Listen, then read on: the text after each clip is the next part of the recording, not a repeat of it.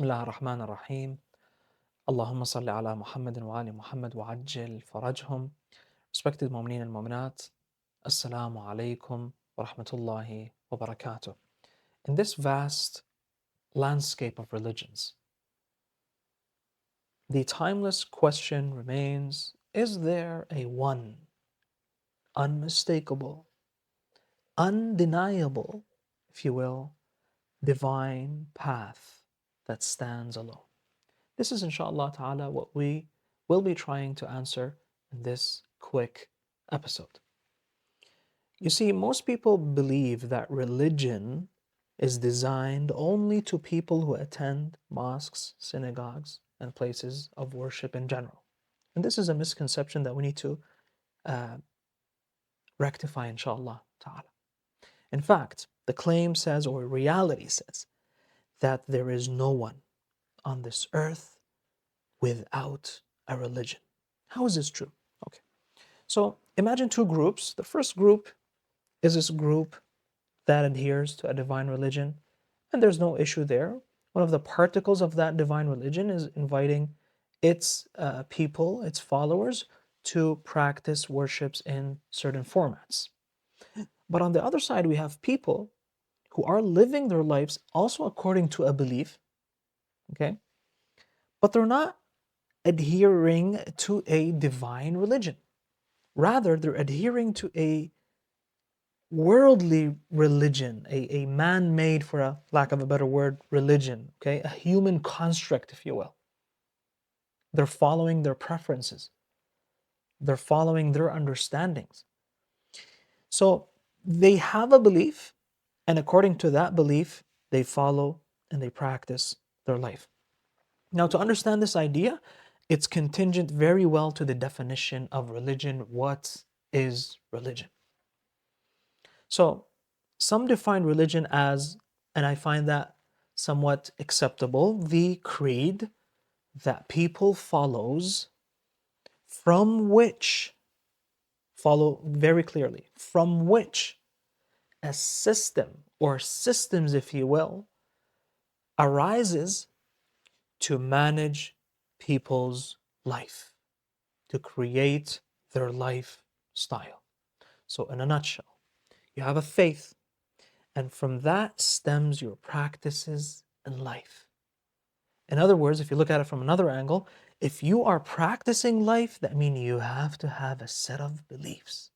You have to have a creed, something that this practice in life, your lifestyle, your practical life is based off. Okay? So if you are a mu'min, if you are a person who believes in a divine religion, you believed in Allah subhanahu wa ta'ala, the creator, He communicated His purpose, our purpose in life to us through anbiya, through messengers, right? There is a hereafter. This is not the only one realm that we're living in and whatnot. All those, if you will, fundamentals, this cosmic, universal vision is playing a very vital role in my practical life. Okay? So there's no one in this life except they adhere to a religion. Quran says, وَأَن لَوْ استقاموا على الطريقة لَأَسْقَيْنَاهُمْ مَاءً غَدَقًا. If they only maintain and be steadfast on that lifestyle, tariqah, on that method, on that practical life, which is based on what, as we said, set of beliefs. The faith that we have is what plays and manages, if you will, our practical life. So this is when it comes to the people who believe in a divine religion. What about group A? Group B, sorry. Group B also the same idea. Even if they don't believe in anything, right? Even if they say there's no God, right? They are also basing their activities in life and their way of life on that idea, let's call it. Okay? أَرَأَيْتَ, Quran says, مَنِ اتَّخَذَ إِلَهَهُ هَوَاهُ. Have you not seen those people who consider their whims as their lords, right? So that belief that they have in mind is what actually making them believe and practice their life. This is very important to understand. Now, the other question is that Do we still need to look for a religion? Yes, we need to still look. How does it start? As we said, principles, those intellectual, customary reasoning, right? You get to define your understanding about this universe, and once you create that there is a Lord in this life, right, that created everything. Why? Because we believe that there is no creation without a creator.